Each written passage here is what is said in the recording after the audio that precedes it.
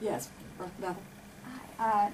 Okay, well, you're coming to a university that was historically reluctant and late to admit female students themselves, and how does it feel to be the first female president of the university that has that history? Well, let me say that I'm of the age that for most of my academic positions, I was the first woman to do them.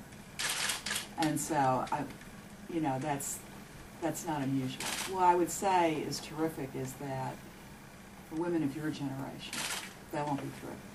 Won't be an issue anymore. And you know, I think that's a real sign of progress for us. I do understand why it is deeply symbolic to lots of people, and I appreciate that. But I think that the tremendous accomplishments of the women alumni of UVA speak for themselves.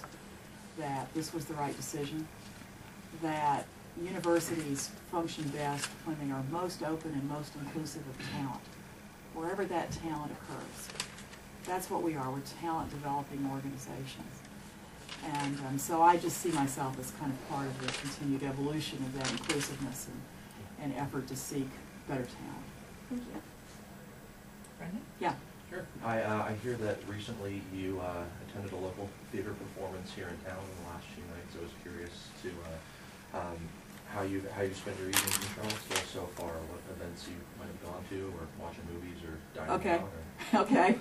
Well, it's true. Last night we went to Atuna, Texas, and it was tremendous fun. And so, since Doug and I lived in Austin 27 years, you know, we kind of knew tuna when tuna wasn't tuna. But it was wonderful fun. I enjoyed it. I think the audience enjoyed it very much. So the audience is very engaged in it. Tonight I'm going to an opening at the university's Museum of Art. Tomorrow night we're going to the Albemarle County Fair. We love county fairs. Most evenings we have taken a walk to get familiar with grounds, except when there's a thunderstorm in progress.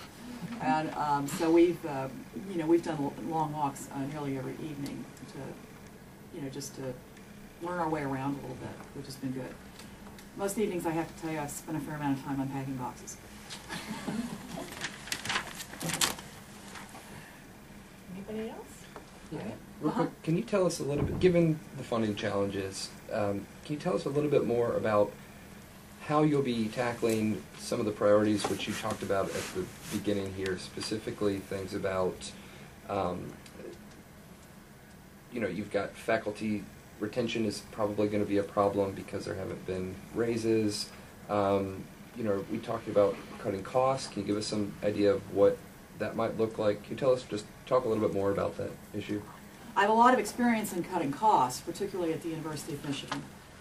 And so I do know how to do that. What I found when I got here was that UVA had been pretty aggressive about containing costs already. So if you look at U.S. News, we are ranked 63rd in terms of resources per student. We're ranked 23rd in terms of overall quality of undergraduate education. That gap of 40 rank points is just about unparalleled in American higher education. We do more with less. And so I think the cost containment's gone pretty far here already. I'll certainly look at that. I think you always look at that before you look at raising tuition. To see what else we could potentially do. But I do think that UVA has been very attentive to containing costs, and those efficiency numbers tell you that. I can't tell you right now that I have a silver bullet for something I could quickly do here that would make a difference. I did actually at Michigan, but I'm not sure that I will have. Zini, are you still there? Yes, I'm still here. Would you like to pop in? Yeah, thanks. I'm going to ask about the in-state, out-of-state student ratios and whether y'all plan to sort of raise the out-of-state, admits, because you can and because maybe you need the revenue. At this time, I don't have any plans to change the proportion of resident and non-resident students. I think our responsibility to the Commonwealth is very important, is reflected in the supermajority of our students who do come from the Commonwealth of Virginia. On the other hand, I strongly defend the non-resident students' presence here because it's an important part of the education.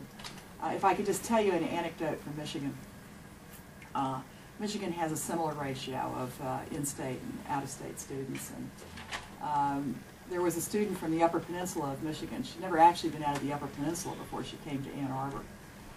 And she said to one of the student affairs people, you know, it was just amazing. My roommate is so sophisticated. She's from California, and she's actually eaten an avocado. Well, to a lot of us, that's kind of charmingly naive, maybe. But for this student, meeting somebody from another state was really important. It was really an important part of her education. And our students do bring with them such interesting backgrounds, you know, from all over the country. And I myself was an out-of-state student. And, you know, it was certainly an important part of my own education. I think I brought something to my classmates, too, that they wouldn't have had otherwise, because they hadn't met many people from Mississippi at a time when the civil rights movement was active and Mississippi was in the headlines every day. What is the current percentage breakdown now? 70-30? 70-30 for undergraduate students. 70-30, okay. Other questions? We have time. The governor's talked a lot about, he's got this higher education commission that's working right now. Right. And he talked a lot during the campaign that he wants to vastly increase the number of degrees that are awarded at Virginia's universities. Have you given some thought about how UVA might meet some of these challenges? Yes, this week we've put together a small task force who will be talking about some of these issues with one another. Nancy Rivers, my chief of staff, who was here a minute ago. There she is. There she is. She'll be getting that group together. We are going to talk about this seriously, and we're going to talk about our role in it. We're also going to talk about sort of generally good ideas that we might forward to this commission.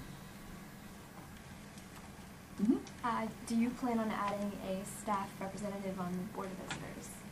I don't believe that's my authority. Okay. Would you support it? You know, if I were asked about it, I would talk about both the pros and the cons. You know, there is not a faculty member of the Board of Visitors, for example. So Should there be? there is at some institutions, there's not at others. The principal argument against it is the extent to which it constitutes a conflict of interest. And that's something that does need to be considered seriously. But it's not the President's authority to determine the composition of Board of Visitors. That's just not in my purview.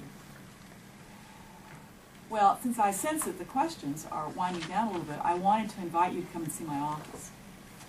And so it's not very far away. It's right around the corridor here. So if you would like to do that, we'll have Carol lead us all there. All right. Thank you. And thank you all very much for coming. Thank you. Thank you very much. Thank you. Appreciate it.